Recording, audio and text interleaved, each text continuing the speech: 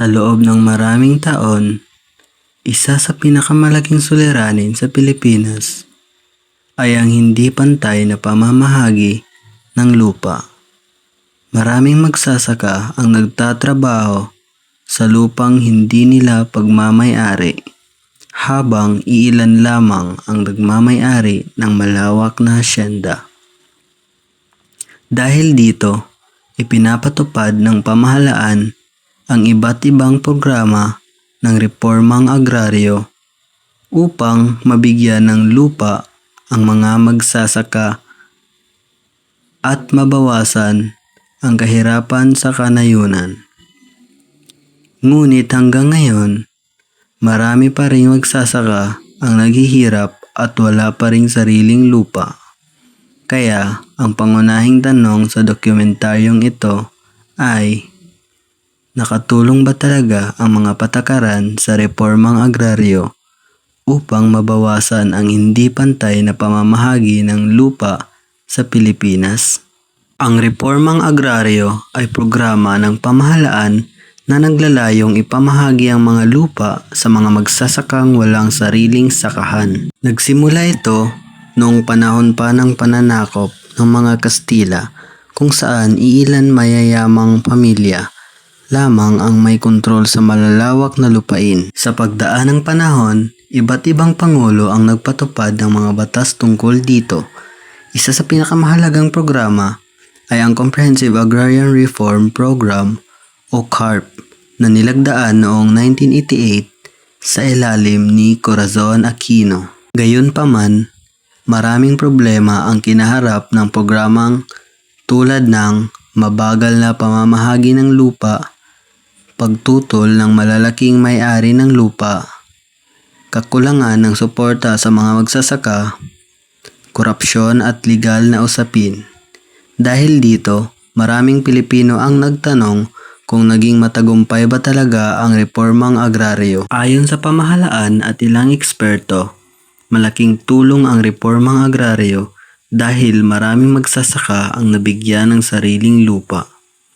Nagkaroon sila ng oportunidad na kumita ng direkta mula sa kanilang ani at magkaroon ng maayos na buhay. Para sa iba, ang reformang agraryo ay mahalagang hakbang tungo sa katarungang panlipunan at pagbawas ng kahirapan.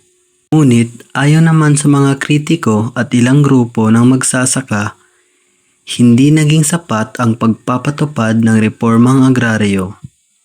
Marami pa ring magsasaka ang walang lupa o kulang ang suportang natatanggap tulad ng puhunan, makinarya at irigasyon. May ilang ding malalaking hasyenda na matagal bago na ipamahagi dahil sa impluwensya ng mayayamang pamilya sa politika. Para sa kanila, naging mabagal at limitado lamang ang tunay na pagbabago.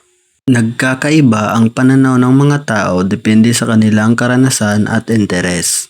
Maaaring positibo ang pananaw ng pamahalaan dahil nais nilang ipakita na matagumpay ang programa. Samantala, mas kritikal naman ang mga magsasaka at aktivista dahil sila mismo ang nakakaranas ng mga problema sa lupa at kabuhayan. Batay sa mga ebidensya, masasabi na may naitulong ang reformang agraryo sa ilang magsasaka dahil nabigyan sila ng lupa at pagkakataong magkaroon ng sariling kabuhayan. Ngunit, hindi nito lubusang nasolusyonan ang problema ng hindi pantay na pamamahagi ng lupa sa bansa. Maraming hadlang tulad ng kapangyarihan ng mga may-ari ng lupa, kahinaan sa pagpapatupad ng batas, at kakulangan ng suporta mula sa gobyerno. Ipinapakita nito na hindi sapat ang simpleng pamamahagi ng lupa. Kailangan din ng tuloy-tuloy na suporta upang tunay na umunlad ang buhay ng mga magsasaka. Ang reformang agraryo ay isa sa pinakamahalagang programang panlipunan sa Pilipinas dahil layunin nitong mabigyan ng hustisya at oportunidad ang mga magsasaka. Bagamat may mga positibong epekto ito, marami pa ring suliranin kailangang tugunan upang maging tunay na matagumpay ang programa. Ipinapakita ng kasaysayan na ang pagbabago ay hindi lamang nakasalalay sa paggawa ng batas kundi sa maayos at patas na pagpapatupad nito. Sa kasalukuyan, nananatiling mahalaga ang usapin ng mga lupa, kahirapan at karapatan ng mga magsasaka sa pag-unlad ng bansa.